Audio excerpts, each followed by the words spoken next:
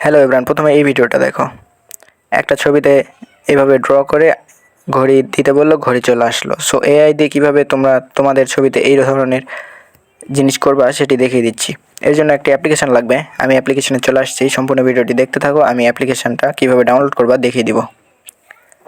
তো অ্যাপ্লিকেশানে চলে আসছি, আসার পর দেখো নেক্সট অপশান আসছে, নেক্সট অপশান করে দিবা। দেওয়ার পর অ্যাড আসছে, অ্যাডগুলো ক্রস করে দিবা। দেওয়ার পর একটু নিচে চলে যাবা, আবার অ্যাড আসছে, ক্রস করে দিব। অ্যাড ক্রস করে দেওয়ার পর একটু নিচে খুঁজবা। দেখো আমি নিচে চলে যাচ্ছি, একটু নিচে দেখবা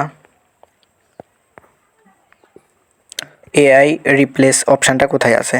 আমি খুঁজে পেয়ে গেছি। তো এখান থেকে তোমার একটা ফটো তুমি দিয়ে দিবা। দেখো আমি এখানে একটা দিয়ে দিছি। দেওয়ার পর এখানে আমি ওয়াচ লিখে দিলে, ওয়াচ লিখে দিচ্ছি। ওয়াচ লিখে দিলে অটোমেটিক এখানে ওয়াচ চলে আসবে তিনটার মধ্যে তোমার যেটা ভালো লাগে সেটা তুমি ইউজ করতে পারো।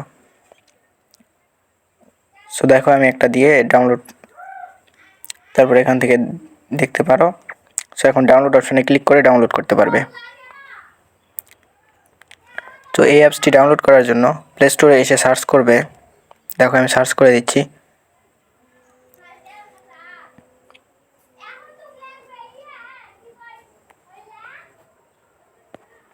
Photo director apps.